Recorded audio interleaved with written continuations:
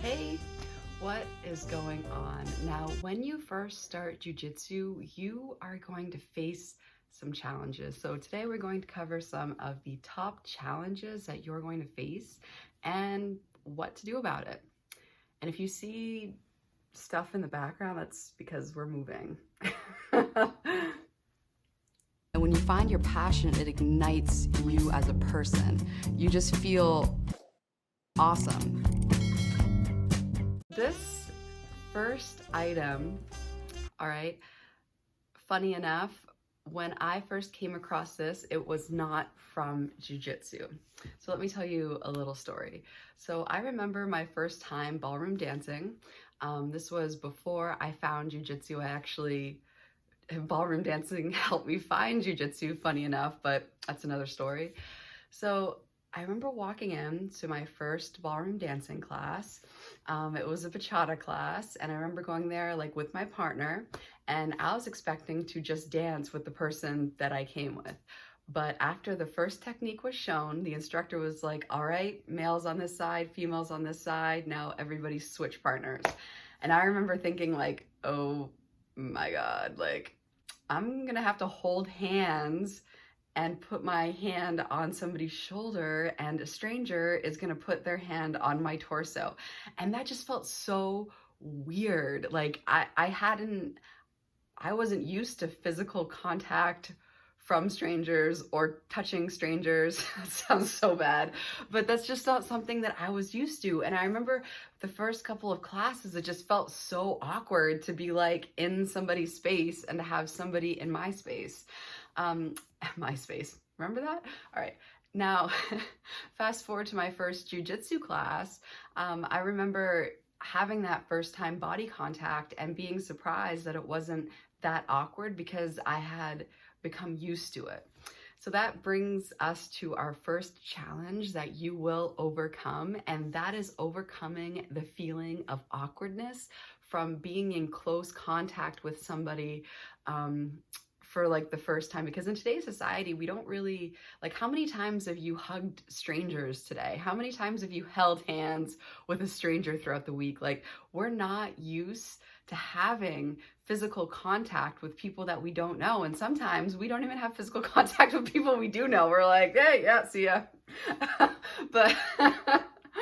But it is okay to feel awkward, and I completely promise you, after a couple of classes, you will not feel that anymore. It will become so common, and you're going to become so used to it that it's going to be normal. It's going to be like brushing your teeth in the morning. It's going to be like having a cup of coffee. It's just going to be like as usual, like business per usual. You'll be amazed. So definitely, when you first start, you are going to feel awkward having close contact with somebody, but that is okay. In fact, especially as a female, having this close contact with somebody else and not feeling awkward or not feeling any type of way about it is going to help you in your self-defense. So let me tell you a little story. I remember I was bouncing at the time, and I remember this guy came in, and I was like standing off in the corner doing my bouncing thing, and he came up to me and he like put his arms around my waist and almost like in a side clinch, and he was like, what are you gonna do now? Are you gonna have your little bouncer friends come and save you? Like, what are you going to do? And I remember in that moment thinking, oh my God, like if I hadn't trained, if I wasn't used to this close body contact, this would feel so awkward and I would feel so uncomfortable. But in that moment, I didn't feel uncomfortable because I was so used to that type of body contact that it was like objective, it was emotionless, it was not like nothing. And I remember thinking like, all right, I think I'm gonna make space now. And I just like posted on his neck to make space. And it's amazing how effective that move is, because people typically aren't used to body contact, and your hand on somebody's, gets a reaction.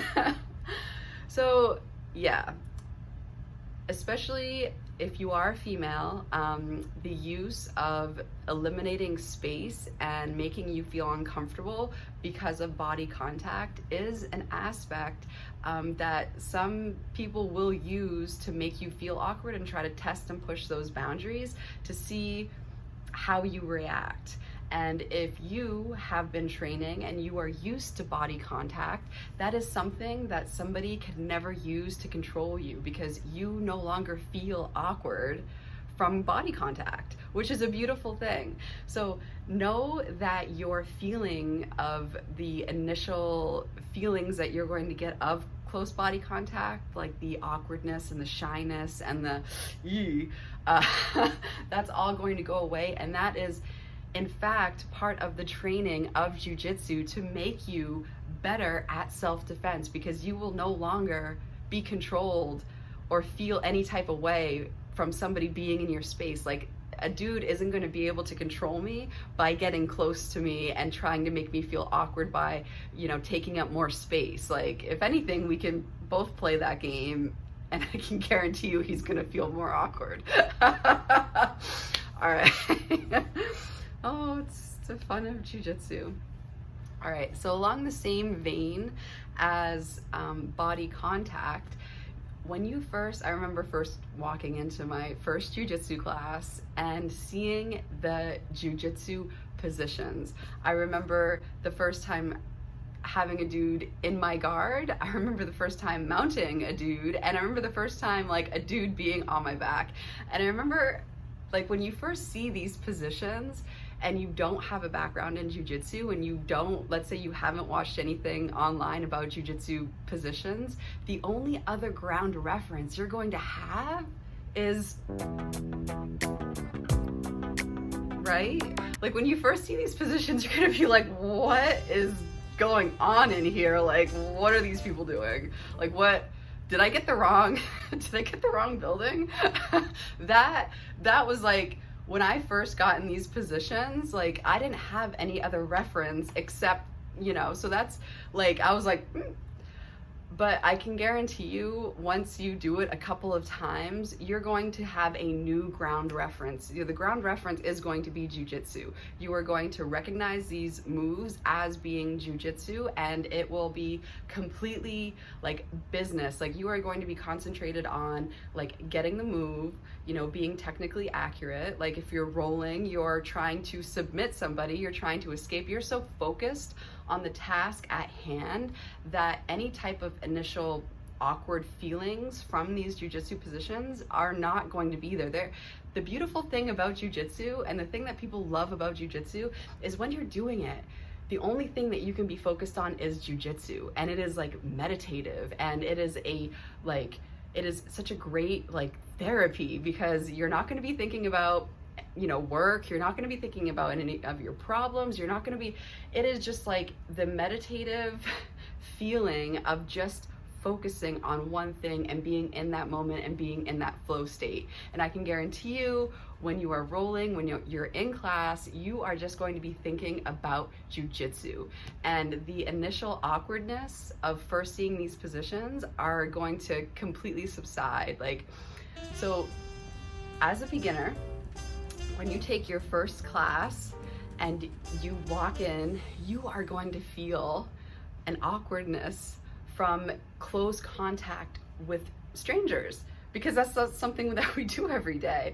But it is a full contact sport. Like, if you don't do the contact, that's something that we don't see. Like, when you see, like, you know, like the UFC, or you see a grappling match or whatever, it's very hard to picture what that feels like, especially for the first time. Like, you don't think about like, oh, what is that gonna feel the first time I have a dude in my guard, or like I'm mounted, you know, like, you don't think about that. So when you first do it, it might come as like a surprise. So I just want to tell you that that's completely normal. That will go away. Just get over it. No, no, like, after you do it a couple times, it won't be there anymore. And it'll be part of your training, an important part of your training towards having a good self-defense. And then the positions, that's just going to be business as usual, as well. And what was the third thing? Oh yes, All right, so I have a little story for you. I remember when I was getting ready for my first MMA fight. Well, this was like the first official fight. I had like a little smoker before that, but anyway, so I was getting ready, and I remember going up against my teammates who, you know, at my current gym, I'm the only female. I've been the only female for like a year. And I remember trying the outside trip, right? Trying and failing. I could not get this thing to work. And now it was like time for the MMA match, and I got the outside trip. And afterwards, I was so like amped. I was so excited because I was like, oh my God, that was so easy. I could have taken her down again and again and again, because I had been so used to training with bigger people and having to like force everything in order for it to just fail, that going against somebody my size again, things worked, and it worked with like perceived minimal effort. All right, so this this comes to the third challenge that you're going to find. And this, all right, we're going to get into this. This is good stuff. All right, so first of all, when you are rolling with somebody, right, think of each person, and each individual has the capacity to give you a range of resistance. And that range, you know, obviously like size may have something to do with it, but even people who are like lighter can roll more aggressively and present you with more resistance. Resistance being the, let's say you try to take down how resistive they are to your moves. Let's say you're trying to escape, how resistive they are to like preventing you from doing what you want to do. Now, a good partner will look at you and maybe ask like, hey, how's your day? How are you feeling? And will know your skill level and apply the appropriate amount of resistance. And this is great because it challenges you enough so that you can get better without completely shutting you down. So as a beginner, it is going to be challenging for you to figure out what works and what doesn't, because sometimes not all of your training partners are going to know how to vary their resistance towards you. So sometimes you will go up against somebody and they will be letting you work, which means they will be presenting you with a minimal amount of resistance, and everything that you try is going to work. This is good and bad. Like everything has a pro and a con, right? This is great because as a beginner, you need to be able to do the move. If you got shut down for everything, it is going to make you disbelieve in your abilities, and you will never get to practice any of the moves. So know that it is going to be a challenge to figure out what works and what doesn't, because if everybody is giving you a light amount of resistance, and then you go up against somebody, let's say during a competition, and they give you max resistance, and all of a sudden you're not used to that and nothing works, then that's an issue because your jiu-jitsu won't be real. Like you'll think like, yeah, I'm awesome, I can get that. And then you go up against somebody and you realize that you actually need to put in much more effort and try multiple times in order to get something to work. Now, on the flip side of that, let's say you are training and none of your partners are letting you work and they are shutting down everything. The risk that comes with that is it takes a lot of will and knowledge about what's going on, like foresight, maybe like third person perspective, to continuously try these movements even though you've been shut down, and especially to try these movements with the confidence and 100% commitment as if they will work. Because trust me on this, after you try something over and over and over and over and over again and fail, it becomes, for me anyway, it's a little bit more challenging to believe that it works. But once you know that, like, hey, I'm up against these bigger people, like they're giving me a lot of resistance. I bet you any money if this person was my size that would work. Like you have to think like that in order to prevent yourself from getting discouraged from even trying. So as a beginner, right, not all of your training partners are going to be able to vary their resistance. You know, like imagine being a beginner. I sometimes imagine it like weightlifting. Like each person can give you a different amount of resistance. They can give you a different weight on that bar that you're going to squat. If you come in, right, and you've never squatted before, and that bar has 200 pounds on it of resistance, do you think you're going to succeed? No. On the flip side, if you come in and you're used to squatting like 140 and they just give you the 45-pound bar, you're going to look at them like, that was really easy. Like, this is not doing anything for me. I don't feel satisfied. So yeah, like, and another part of this too, it is a skill to be able to communicate what you want in a role, because not everybody's going to come up to you and be like, hey, you know, how are you feeling? Like, are you sore? Like, what kind of role do you want? Like, that's not always going to happen. I'll tell you one story. I remember, again, I was training for my MMA fight. I ended up having to put my dog down on a it was on a Friday, and I had like cried all night, did not get any sleep, and I had to do rounds Saturday morning.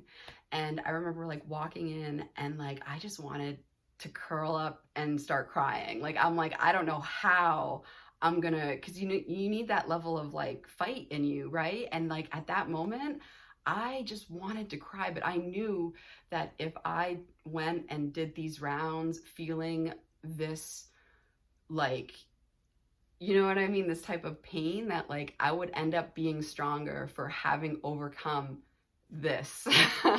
So it's like at that moment, right? You're like, I did not have that same level of fight as I would have had I like not put my dog to sleep, right? Like, I just wanted to cry. I wanted to be like, that was a great guillotine. Good takedown. Like, that's what I wanted to do. So there are going to be times when you show up to, you know, to the mat, when you show up to class, when you show up to roll, and maybe you will be sore, maybe you won't be 100%, maybe something will have gone on in your life that, you know, doesn't make you like how you usually are mentally. And it's important to be able to like communicate that in like a nonchalant way. Just be like, hey, you know, I'm feeling a little sore. Do you think we could do like a 50% roll? Like, do you think you could just give me a little bit of intensity, like a flowy type roll? Or on the flip side, you could be like, hey, I'm training for a competition. You know, do you think we could like up the intensity for this to get me prepared for it? So you have the ability to have a say in what type of role you want or you need at that moment in time. And the ability to be able to communicate your needs is great to be able to practice on the mat, and it's great to be able to have that skill to implement that in real life. So if you are a beginner, and let's say you're beginning rolling, and let's say you're afraid of rolling and you're not really sure what to do, if you communicate like, hey, look, this is my first time rolling, like, feel free to, you know, give me some pointers after. I don't really know what I'm doing, but hey, let's just go for it. That is a great way to get better, because then you've just made your opponent, they're going to try to help you and they're going to try to coach you. It's not like yo, what's up? Let's do this. Like, they're going to, you know, want to see you develop and see you become better, especially if you approach the role in a way that is like inquisitive, and you just want to get better and you want to understand how things are working and what is going on exactly. So the third challenge that you are going to come across is figuring out if something actually works, and is it going to work like in real life or during a competition. And to do that, you have to be aware that as a beginner, people are going to let you work. They're not going to come at you with 100% intensity, well, I don't know, like maybe, unless they're like completely kind of like clueless, like maybe, you know, you might see this if they're also like a day one white belt and they're like, this chick isn't gonna beat me, like I'm a guy. Like you might come across that, but anybody that has a belt that has color on it is going to recognize that you are a beginner. Like you have come into this gym, they are not gonna put, you know, 300 pounds of weight on the bar and ask you to squat it. They're gonna know that you need some reps of you need reps with non-resistance in order to get the technique and form right, in order to then put on weight. You know, it's exactly like squatting. Like if you are first learning how to squat, like you don't want to load up the bar because then your technique is going to be crap because there's way too much resistance. The same thing with jiu-jitsu. You need to practice the technique first to learn the technique and then start adding resistance. And it's a beautiful thing when you figure out why something doesn't work because you have asked your partner to add the appropriate amount of resistance. I'll tell you one story. I remember figuring this out for the first time, and I remember figuring out when I was doing reps of takedowns, and my partner and I were doing reps, right? And we were like, okay, like how about we increase the resistance? So we would start at 0% resistance, meaning we would let the other person do the move, and then we would increase the resistance. Like we'd be like, all right, let's do it at 25%, which means the other person would up their resistance by 25% by like being resistive to the movement that the other person was trying to do. Like this is, you know, this is combat, this is fighting. It's a disagreement through body. Like they are going to be saying no, and you're going to be like, yes. So by increasing the amount of resistance every single time from like 50 to 75 to 100, you're able to troubleshoot what is actually going on and why something isn't working in a setting that's not live rolling. Like you can do this when you're just practicing reps, like off to the side, which is my advice if you're trying to figure out if something works. That is always a surefire way to like really dial something in. And you can also do that on the mat by verbally communicating what type of roll you would like. If you're like, you know what, I am a beginner, I've rolled for like a month and I just want to see what I'm being offered here. Like sometimes you don't know the other person, how hard they're trying, like what type of resistance they're actually giving you, right? So you can easily say like, do you think, you know, you could give me like roll with me like at 100%, or like give me a lot of resistance, like make it challenging for me. That way you can actually feel what's up, you know? Or you could just make some smart ass remarks and kind of piss them off a little bit, and that'll also get you, so your partner will give you an increase in resistance if you say some smart ass stuff. Oh my God. All right, so moving on, I have some notes here.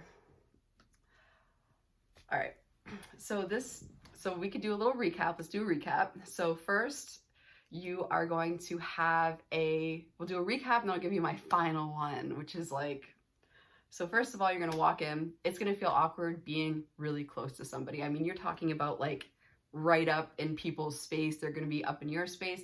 But that awkwardness is going to subside, and overcoming that awkwardness is a crucial, pivotal, important step in self-defense, because space limiting is a technique used by, you know, people to control other people.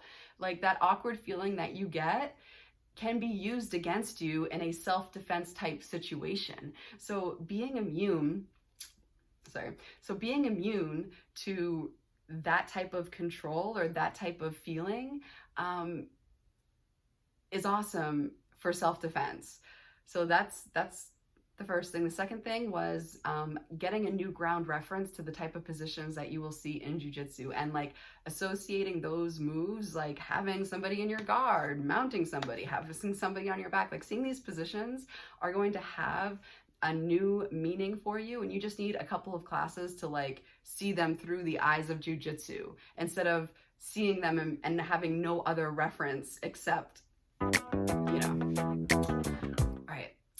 And then also figuring out what works and what doesn't work, especially when you're a beginner, because they will, you know, upper belts will let you work. and you need to be able to communicate what type of role you want. If you're feeling, you know, maybe a little not satisfied because the role isn't hard enough, or maybe you're feeling a little too overwhelmed because it's too much, or maybe the role's perfect and you're like, yeah, this is awesome. All right, so the last one, I remember like this past year, I've been training primarily in a gym that doesn't have any other females, but before that, I was training with females. And one thing that I noticed among beginner females that I did not notice among beginner males was this. All right, so we would be taught the technique, and then after you get taught one technique, you and your partner do reps. I noticed almost 100% of the time, like the females would apologize. They would try to do the move and then be like, oh my God, I'm sorry. Oh my God, I'm sorry. Oh, that was horrible. Oh my God, I'm sorry. Now, anytime you learn something new that requires new coordination and for you to learn new motor function, it is going to inherently feel weird because it's your first time doing it. It will inherently feel like you're not doing it right, but it's not necessarily because you're not doing it right. It's just because it's your first time doing it and it just feels weird. It's like remember first riding a bike? Like, did you take one pedal, stop, get off the bike and be like, oh my God, I'm sorry. Get back on the bike, take another pedal, get off, be like, oh my God, I'm so sorry, that sucked, my balance was off. Get back on the bike, like, oh my God, I'm so sorry. Like, was that foot position okay? Like, no, you wouldn't do that. And in jiu-jitsu, your partner, like you are your partner's bike and you're each other's bikes, basically.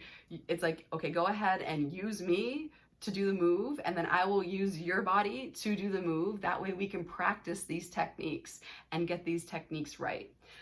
So the first hurdle that you are going to, well, not the first, this is, I think this is number 4, but a hurdle, especially if what I've seen among females when you're first starting, is the urge to apologize.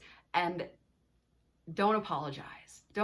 Instead, tell yourself, look, this just feels awkward because it's my first time doing it. I'm doing it right. I'm going to fake confidence. That way I can at least get through the first couple of reps. Because, you know, like realistically, there may be a chance that you're not doing it 100% technically correct. I mean, who does anything 100% technically correct the first time? You don't want to do so many reps doing it incorrectly that you learn bad form or, you know, have a bad habit associated with the technique, but you also need to shut that voice down long enough to even do the reps a couple of times to begin with. So the hurdle that you're going to overcome starting jiu-jitsu is quieting that inner voice of doubt and faking confidence. Like, fake it. I fake it so hard until it becomes real. Like, that voice will say like, oh, this doesn't feel right, and I'll just shut it down and be like, I'm just learning it. This move, this is a new move. We've been through this before. Because after you learn new moves over and over and over again, you come to expect what pattern your brain is going to play. And then after a while, if you keep on ignoring that urge to say you're sorry because you don't feel confident in the move, it'll just go away.